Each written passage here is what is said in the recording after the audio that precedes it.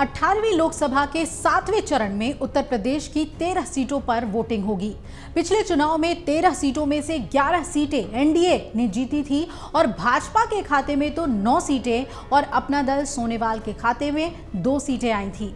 बसपा ने 2 सीटें जीती थी और इस चरण की 11 सीटें ऐसी थी जहां भाजपा और अपना दल प्रत्याशी लगातार दूसरी बार जीते थे।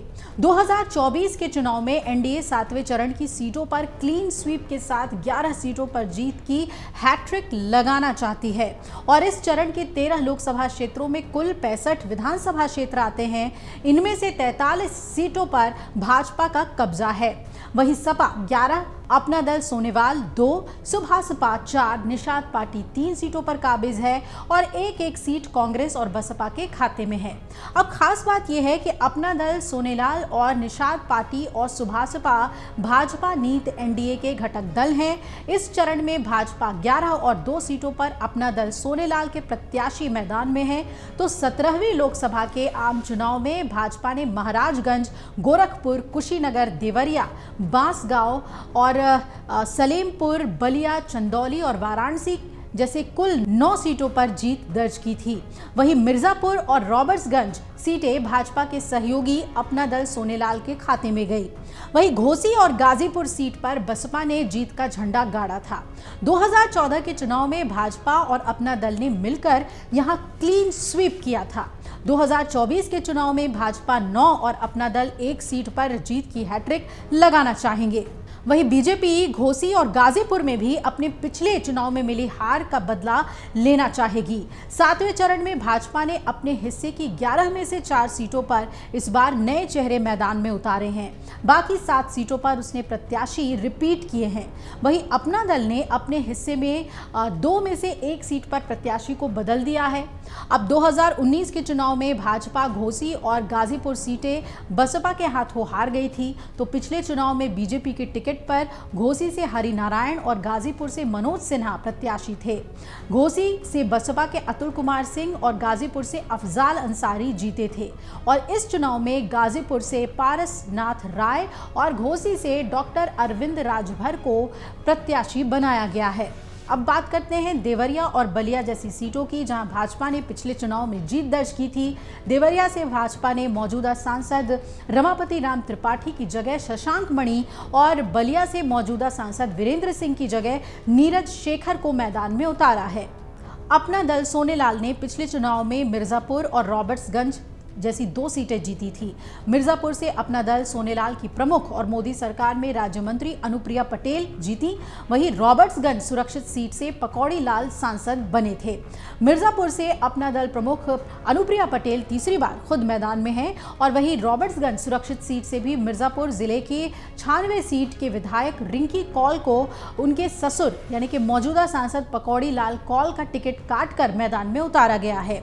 भाजपा की ओर से महाराजगंज मोदी सरकार के राज्य मंत्री पंकज चौधरी, गोरखपुर से रविंद्र शुक्ला उर्फ रवि किशन, कुशीनगर से विजय कुमार दुबे, देवरिया से शशांक मणि, बांसगांव से कमलेश पासवान, घोसी से डॉक्टर अरविंद राजभर और सलेमपुर से रविंद्र कुशवाहा और बलिया से नीरज शेखर के साथ गाजीपुर से पारस नाथ राय, चंदौली से डॉक्टर महेंद्र नाथ पांडे, वाराणसी से खुद प्रधानमंत्री नरेंद्र मोदी इस बार मैदान में हैं।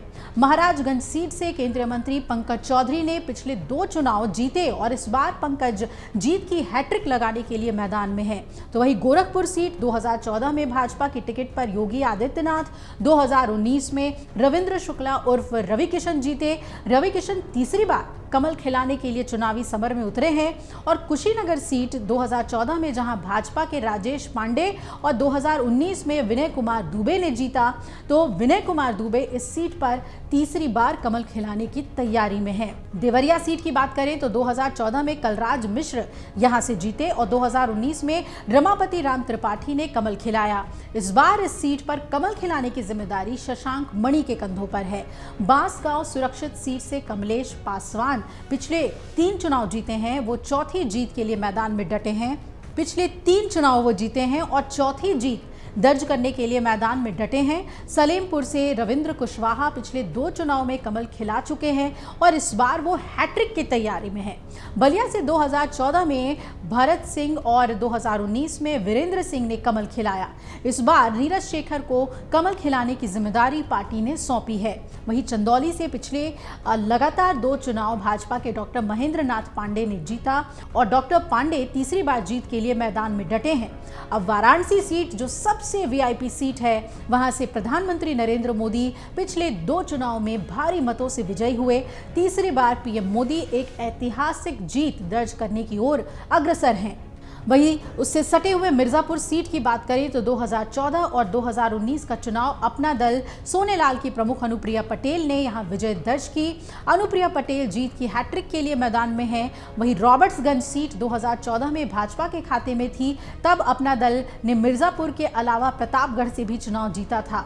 वहीं महाराजगंज, सलेमपुर, चंदौली, वाराणसी से भाजपा ने जो प्रत्याशी चुनाव मैदान में उतारे हैं, उन्होंने लगातार पिछले 2 चुनाव जीते हैं। ऐसे में यहां भाजपा तीसरी बार जीतकर एक कीर्तिमान बनाएगी, ऐसी उसे उम्मीद है और व्यक्तिगत तौर पर जीत की हैट्रिक का रिकॉर्ड भी प्रत्याशियों के नाम पे दर्ज हो जाएगा। बांसगांव में भाजपा के कमलेश पासवान ने पिछले 3 चुनाव जीते हैं, तो इस बार वो चौथी जीत का रिकॉर्ड भी बना सकते हैं। तो ये 7वां चरण बीजेपी और एनडीए के लिए बेहद खास रहने वाला है। एग्जिट पोल 2024 1 जून शाम 6 बजे से, लोकसभा चुनाव के नतीजे 4 जून सुबह 7 बजे से। देखिए चुनाव नतीजों से जुड़ी हर खबर सबसे पहले, सबसे सटीक, केवल अमर उजाला पर, amarujala.com।